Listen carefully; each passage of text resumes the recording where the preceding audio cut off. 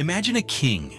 In the eyes of contemporary historians, he was neither a great warrior nor an exceptional reformer. Instead, he was portrayed as extravagant, weak, and so feminine that he was mocked for centuries.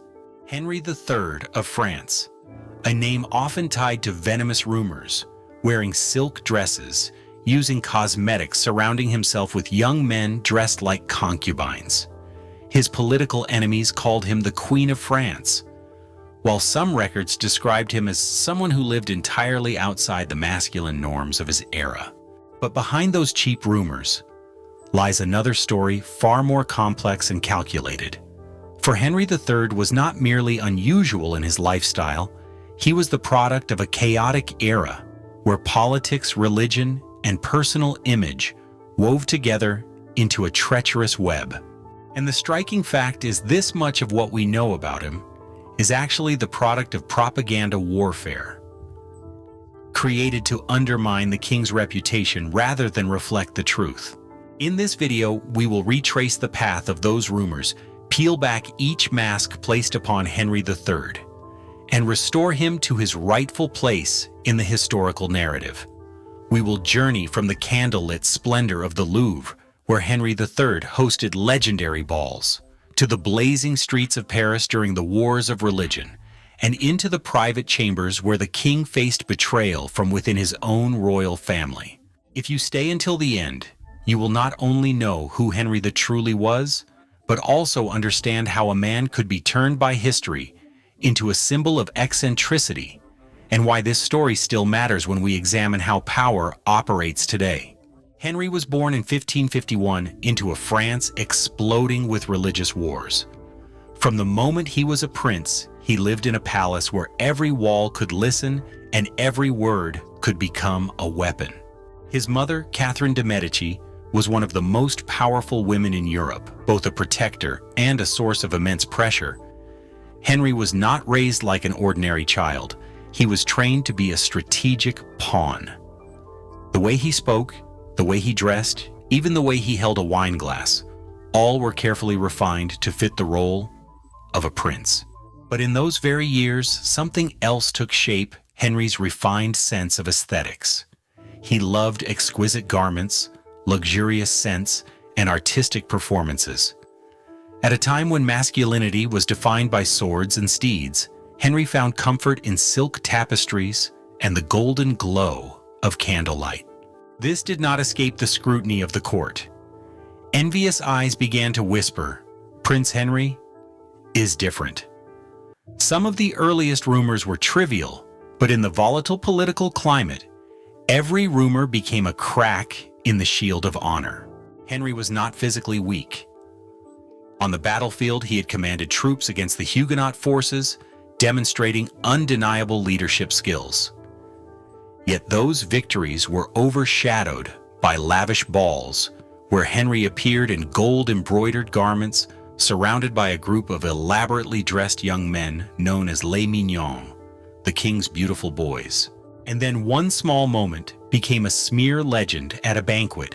Henry entered the room with a collar so high it reached his chin, the air heavy with perfume, and his hair meticulously curled. A foreign guest, thinking he was being introduced to a lady, bowed in greeting.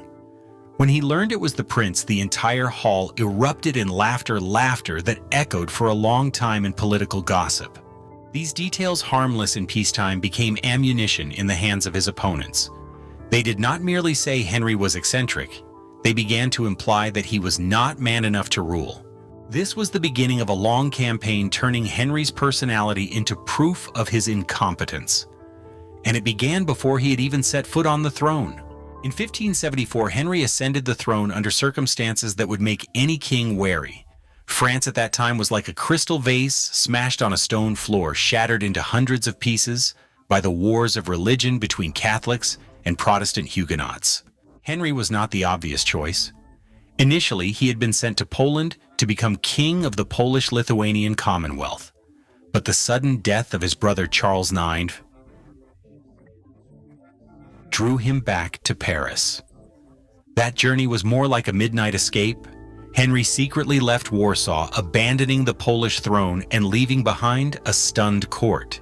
When Henry returned to France, the political atmosphere was thick with the smell of blood and gunpowder. The hardline Catholic faction led by the Guise family doubted his ability to lead. The Huguenots saw Henry as a threat because he maintained a Catholic stance. Caught between two fires, Henry needed something to establish his authority. Instead of adopting the warrior king image of his father, Henry chose a different strategy, shaping himself into a cultural icon. His court became a stage for extravagant ceremonies and elaborate banquets, where every detail from the silver goblets to the placement of each candle was orchestrated like a work of art.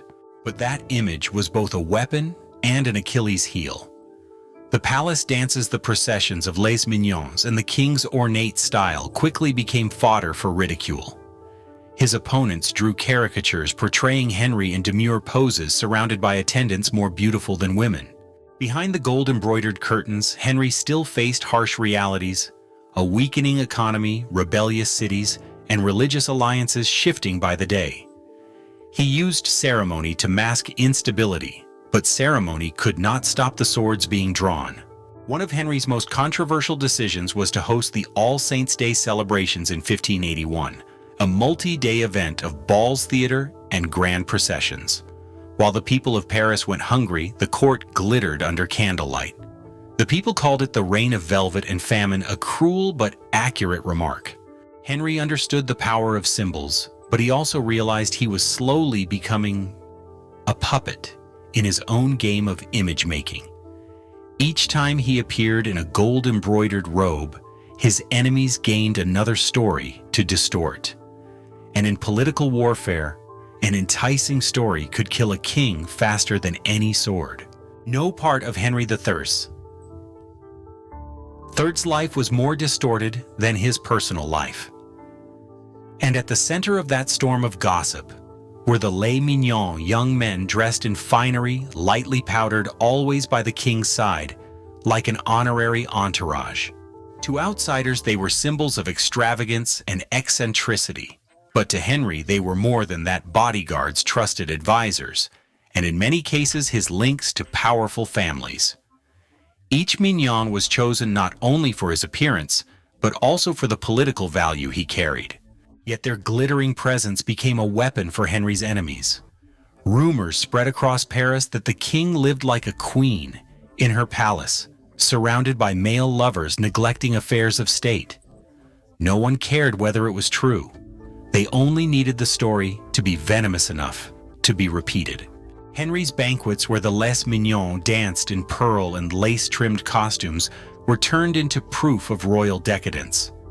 A pamphlet of the time described, "The king wears a pearl necklace embracing young men, as a maiden embraces her lover." The words were written to mock, but they cut like a blade, slicing deep into his prestige. Tensions rose further with the bloody duel of 1578. 6 of Henry's mignons engaged in a public sword fight, with a rival faction ending with 3 dead on the spot and 2 severely wounded. It was not just a scandal. It was taken as proof that the mignons were violent outlaws shielded by the king.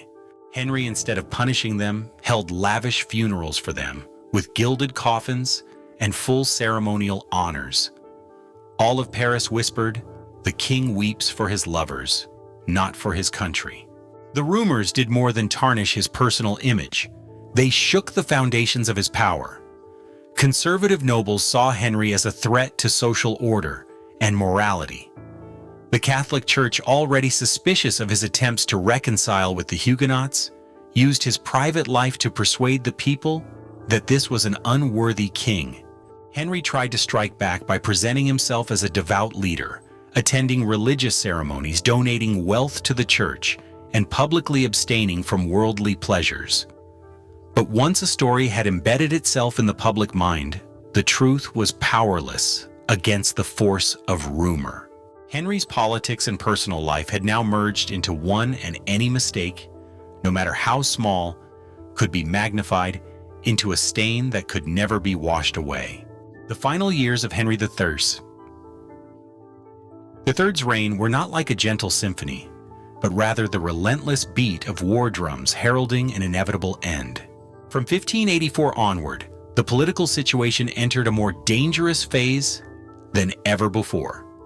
The Guise brothers, leaders of the ultra-Catholic faction, openly challenged Henry's authority. They formed the Catholic League, gathering forces against the king and using religion as a righteous banner to rally the people. Henry was trapped in a dilemma. He was still a Catholic king, yet unwilling to hand over absolute power to the Guise. Tensions reached their peak in December 1588, a month that would go down in history as the Day of the Barricades. Paris became a maze of wooden and stone fortifications, with armed citizens in the streets ready to rise against their own king. Henry was forced to flee Paris in the night. It was a shock. The King of France, once ruling from a glittering palace, now leaving the capital like an exile in his own land. But Henry was not entirely powerless. He understood that the greatest threat to his throne was not the Guise army, but the Guise family itself. And so at the end of that year, he made one of the boldest and most controversial decisions of his life to assassinate Duke Henri de Guise, right inside the Château de Blois. The scene unfolded like a bloody act from a political drama. The Duke of Guise was invited into a council chamber, only to find the king's guards waiting. When the doors closed, the clash of swords rang out, and within minutes, one of the most powerful men in France lay dead on the cold stone floor. Henry believed that by doing so, he had cut off the head of the snake and extinguished the Catholic League. But reality was different. Guise's death turned him into a traitor in the eyes of many Catholics and unleashed a wave of outrage beyond control. Only months later, in the summer of 1589, fate came knocking. A young friar, Jacques Clément, approached the king under the pretext of delivering a secret letter. When Henry bent down to receive it, a dagger suddenly plunged into his abdomen. The king collapsed, his white robe stained red with blood, and with him the Valois dynasty came to an end. In his final hours, Henry still sought to preserve a measure of power. He named Henry of Navarre, a Protestant prince, as his successor. It was a controversial decision, but also proof of the political calculation of a man who had lived his entire life caught between two lines of fire. When Henry III drew his last breath, he left behind a divided legacy. Some remembered him as a cultural king, a patron of the arts. Others fixed in their minds the image of an eccentric queen and a traitor to religion. But whether loved or hated, no one could deny Henry III had turned his life into a political stage, and his death was the blood-soaked final act. When looking back at Henry III, the biggest question is not what he wore, whom he loved, or how many balls he hosted. The real question is, why did personal image become such a dangerous weapon in the battle for power? Henry lived in a time when words and symbols could kill faster than any blade. He understood the power of ceremony, of candlelight glinting off gold-embroidered robes. But he also became a victim of that very power. For once a story was planted in the public mind, the truth became a mere footnote. What remains in the historical record about Henry III is a distorted portrait, part truth, part propaganda, part prejudice of the era. Strip away the layers of rumor, and we see a complex man, a shrewd politician, a patron of the arts, and also someone who made grave miscalculations in measuring the gap between image and reality. And that is why Henry III. Third story still matters today. It reminds us that power lies not only in swords or laws, but in the ability to control the story told about oneself. If Henry III shocked the French nobility with his style and lavish ceremonies, then behind the palace walls, there existed another world, one far darker. In the next video, we will step into that darkness where the feasts of the aristocracy were not just dancing and wine, but concealed acts of cruelty and obsession, hidden under the guise of privilege. This is the most horrific sexual practices of France's aristocracy, a story that could make history itself blush. If you enjoy journeys that peel back the truth buried under the dust of time like this, stay with us.